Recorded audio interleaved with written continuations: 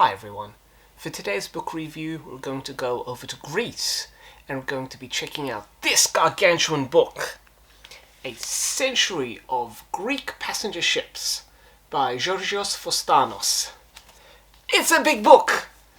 And it deserves to be, because the Greeks have made a massive contribution to passenger shipping and the development of cruising, particularly in the second half of the 20th century. And this book is a wonderful tribute to that contribution.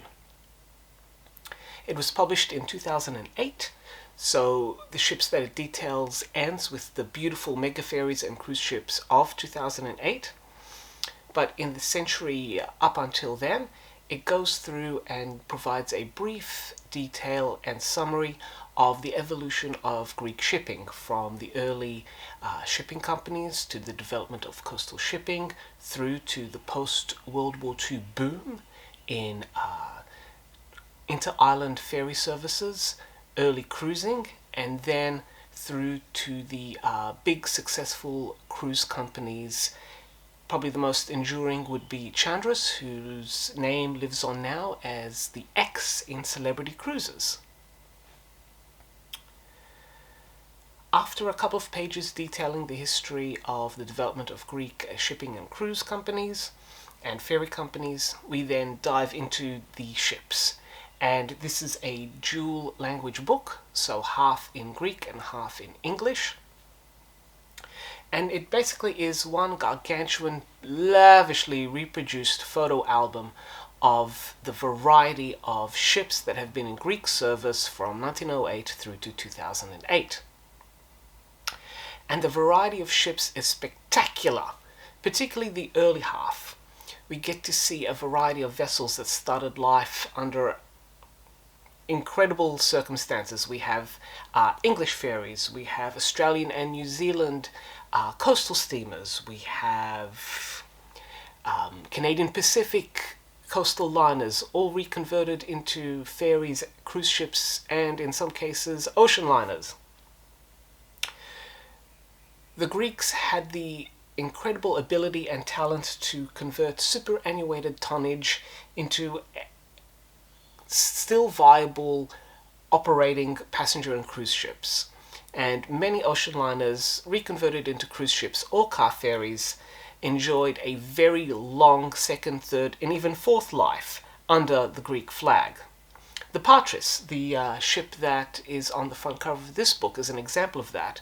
Built for the Union Castle line as the Bloemfontein Castle, it had a brief career as a South African liner before becoming the Greek migrant and passenger ship as the Patris, and under the Greek flag it also was a ferry during 1973, early 1974, when the city of Darwin was absolutely obliterated by Cyclone Tracy.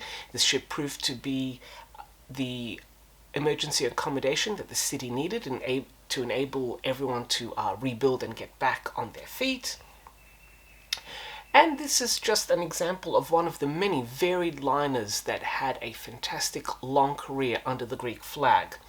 Chandris had a penchant for old American liners, and many of their vessels were either former Matson ships, or in the case of the Australis, the former America / USS West Point. The photos here are stunning, crystal clear, all taken from Greek archives, so chances are many of these photos you have not seen before, and they are a joy to behold. You can also see their talent with some of them and how they've converted vessels either by extending their decks, completely rebuilding their superstructures, giving them a new coat of paint, and just basically giving them a fantastic new identity. The photos are spectacular, and that is the draw card for this book.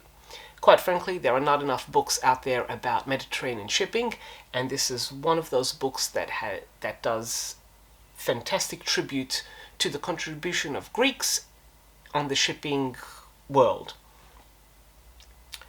For its beautiful photos, for its information and exposure to those lesser-known vessels that had a fantastically long and successful career under the Greek flag, this book is a four captain's hats. It's been a while since 2008, so might be worth getting a new edition, maybe the 125th anniversary of Greek shipping, but that's just an idea. But if you love ocean liners, you love development of cruise ships, you love beautiful photos of these vessels, then do find this book and check it out. You will not regret it.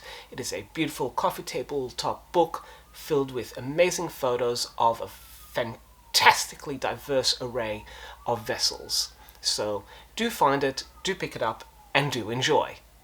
And until next time, enjoy and happy reading, everyone.